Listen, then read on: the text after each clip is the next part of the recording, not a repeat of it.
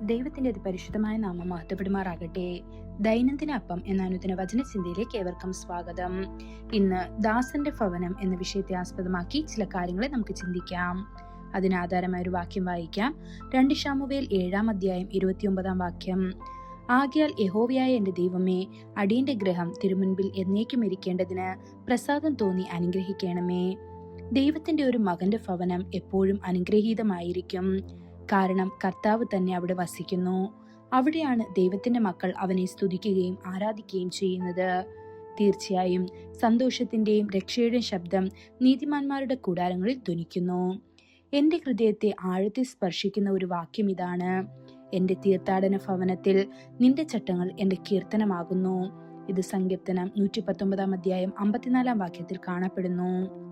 ഭൂമിയിൽ തീർത്ഥാടകരായി നാം നമ്മുടെ വീടുകളിൽ താമസിക്കുന്നുണ്ടെങ്കിലും കർത്താവിന്റെ ചട്ടങ്ങൾ നമ്മോടൊപ്പം വസിക്കുന്നു.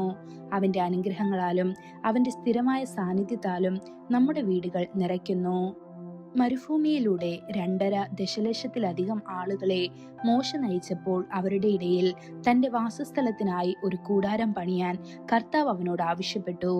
അതായത് സമാഗമന കൂടാരം. അവിടെ ദൈവത്തിന്റെ സാന്നിധ്യം ഇറങ്ങി വന്നു. അവന്റെ ഷെക്കീന മഹത്വം കൂടാരം നിറഞ്ഞു. അതുപോലെ ശലോമോൻ ദേവാലയം പണിതപ്പോൾ കർത്താവ് അവിടെ വസിക്കാൻ ഇറങ്ങി വന്നു.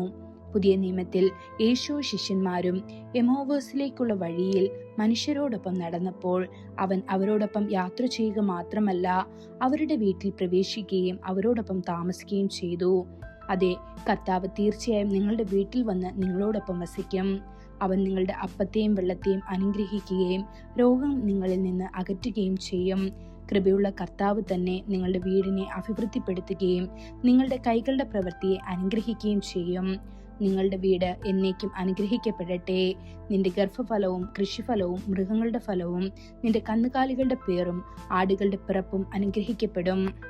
നിന്റെ കൂടയും മാവ് കുഴയ്ക്കുന്ന തൊട്ടിയും അനുഗ്രഹിക്കപ്പെടട്ടെ. നിങ്ങൾ അകത്തു വരുമ്പോൾ നിങ്ങൾ അനുഗ്രഹിക്കപ്പെടും. നിങ്ങൾ പുറത്തു പോകുമ്പോൾ നിങ്ങൾ അനുഗ്രഹിക്കപ്പെടും. ഇത് ആവർത്തന പുസ്തകം 28-ാം അധ്യായം 4 മുതൽ 6 വരെയുള്ള വാക്യങ്ങളിൽ കാണപ്പെടുന്നു. നിങ്ങളുടെ ഭവനങ്ങളിന്മേൽ ദൈവത്തിന്റെ അനുഗ്രഹം തുടർച്ചയായി ഉണ്ടാകണമെന്ന് നിങ്ങൾ ആഗ്രഹിക്കുന്നുവെങ്കിൽ നിങ്ങളുടെ ഹൃദയവും ദൈവത്തിന്റെ ഭവനത്തോടുള്ള ഭയഭക്തിയും തീക്ഷ്ണതയും കൊണ്ട് നിറയട്ടെ. ദൈവത്തിന്റെ വാസസ്ഥലത്തോടുള്ള അചഞ്ചലമായ അഭിനിവേശവും വാഞ്ചയും ദാവീദിനുണ്ടായിരുന്നതിനാൽ ദാവീദിന്റെ ഭവനം തലമുറ തലമുറയായി അനുഗ്രഹിക്കപ്പെട്ടു. ആലയ നിർമ്മാണത്തിനായി അവൻ സ്വർണം, വെള്ളി, ദേവദാരുമരം എന്നിവ സമർത്ഥമായി സ്വീകരിച്ചു. പ്രിയപ്പെട്ട ദൈവമക്കളെ, നിങ്ങളുടെ ഹൃദയം കർത്താവിനോടും അവന്റെ ഭവനത്തോടും അവന്റെ ശുശ്രൂഷകളോടുമുള്ള സ്നേഹത്താൽ നിറഞ്ഞു കവിയട്ടെ. അപ്പോൾ തീർച്ചയായും നിങ്ങളുടെ ജീവിതത്തിലെ എല്ലാ ദിവസവും നന്മയും കരുണയും നിങ്ങളെ പിന്തുടരും. നിങ്ങൾ കർത്താവിന്റെ ആലയത്തിൽ എന്നേക്കും വസിക്കും. ഈ വചനങ്ങളാൽ ദൈവം നമ്മെ ഓരോരുത്തരെയും അനുഗ്രഹിക്കുമാറാകട്ടെ.